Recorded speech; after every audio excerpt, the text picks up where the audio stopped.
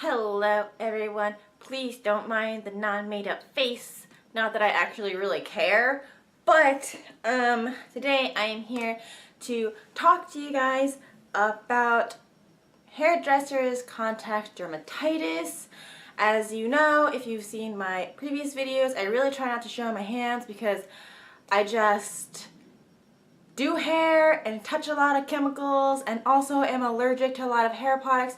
So my hands are usually really scaly, gross, and like swollen. So I have like these sausage fingers and like there's like a clear line like down my hands like this from where I touch the product, and my fingers are all peeling off and it's just gross. So for right now, my fingers are actually doing okay because I didn't work most of the holiday season due to the fact that I was deathly ill, which I will make a video about later. But as you can see, I did start working again, and this is the beginnings of a new bout of contact dermatitis / eczema, whatever you want to call it. So I've been having this problem for a really long time, ever since I entered the industry, because I'm just a sensitive person, sensitive to a lot of different things, and one of those things is the majority of hair products. Even though it'll say sulfate-free, fragrance-free, dermatologist tested, paraben-free, whatever free, I'm still allergic to them, and I don't know why. But I'm not allergic to all products. It's just that I work at salons who a lot of the time have product that I'm allergic to, and most people use that instead of the products that I'm not allergic to, and then I have to touch the hair, so this happens. I have tried a lot of different solutions for this eczema. I haven't really done a lot of Googling myself because I just haven't, but these are the things that I've used to try to fix this problem, and hopefully if you are having a similar problem, some of these products will help you. They do help me. Obviously the eczema doesn't go away until I stop touching these things for a long period of time, about 2 or 3 weeks. But here are the products that I use to help my hairdresser's eczema. Alrighty guys, I have all the products here that I've ever used next to me, except for the really common ones which are at work that I don't use as often. What I'm going to show you now are the other ones that I've used because I've just tried everything, and some of them work, some of them don't, so here we go. I received this from my doctor as a prescription. It is a steroid cream. This one is supposed to be like cortisone, but more strong, and you're not supposed to use it all the time. I have had it for a while, and it didn't really help me, so I just stopped using it, but I do have it when it gets pretty bad, just as an I hope it'll work alternative. There are a lot of mothers in my salon, so they've suggested this. This is Boudreaux's butt paste. It's a natural diaper rash cream. So the active ingredient is zinc. What you're supposed to do is you're supposed to put it on, it's supposed to dry it up because that's how diaper rash happens. Your hand is always wet and moist. I don't really like this because it is diaper rash cream and it doesn't absorb into your skin, so it just sits on top of it. And I'm just walking around with this weird like white hand, and I don't really like it because people are like, well, what is that? And I don't want to really like touch people with like some like crusty looking hand. So I tried it. I don't really like it.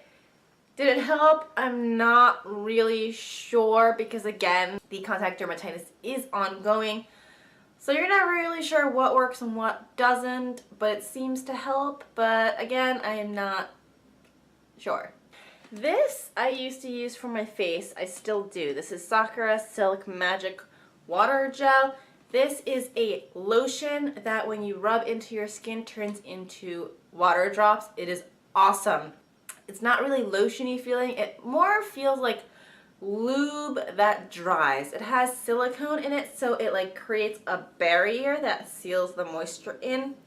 I'm not really sure if that helps my situation or hurts it, but when my hand is looking extra dry and not really kind of oozing yet, I do use this as a moisturizer. Nature's Bounty Vitamin E Cream. I got this from my mom when she saw my hands. She's like, oh, here, use some vitamin E cream. And I was like, thanks, Mom. It doesn't really work. It's just a lotion. It does not medicate or anything, just like the Sakura water gel.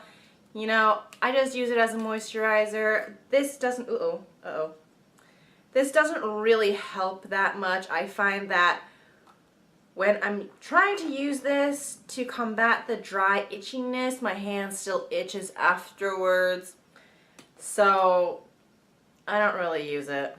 Horse oil cream. This also came from my mom, but I think it's not made from horses. It's made from water, fragrance, alcohol, paraffin oil, lanolin. Oh, there's sheep in there. Alright, cool. This one I don't really use either. She bought me this as another alternative to the vitamin E cream. I find it to be overly greasy, but I will say in terms of itching, there's no fragrance in here. So when my hand is really cracked badly and itching, the vitamin E cream does make my hands more itchy because I guess the fragrance irritates it, but this doesn't make it as irritated, so it's okay. On the rash and like water blister front, it doesn't really help that much. But for moisture, it's alright. Organic whipped shea butter by Anya's Natural Treasures. This one I actually got from a vegan market and I really like it. She makes everything herself. I think this was like $15 or something, and I've used a lot of it. I bought this. It's unscented and it's all natural ingredients.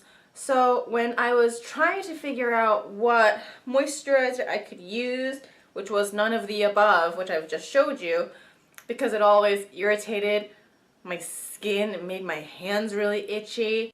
I was at a vegan festival, I think over the summer, and you know, she was like, it's all natural, blah blah blah, allergy free, awesome. And so I tried some of the tester at her table. I walked around, found out that my hands didn't itch afterwards. I wasn't like standing there like scratching it. And so I decided to buy one of these, and it's pretty awesome. It's not lotiony, it's all kind of like oil and cocoa butter based.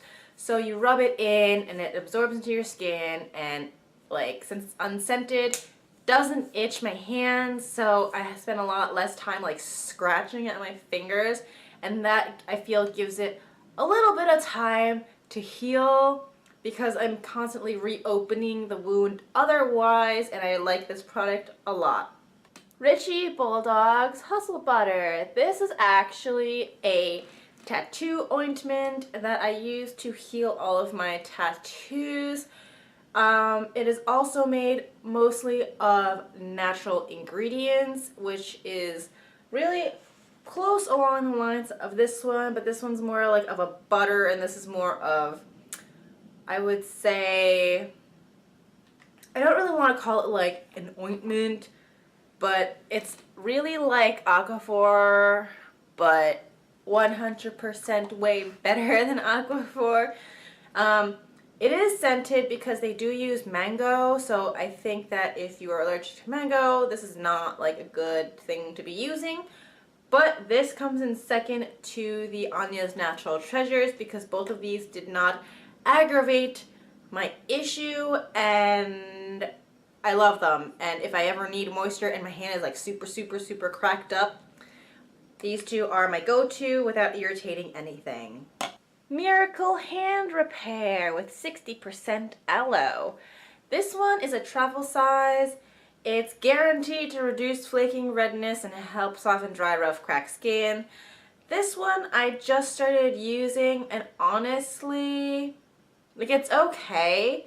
My hands itch now from using that vitamin E cream, but this one I keep in my pocket of my coat.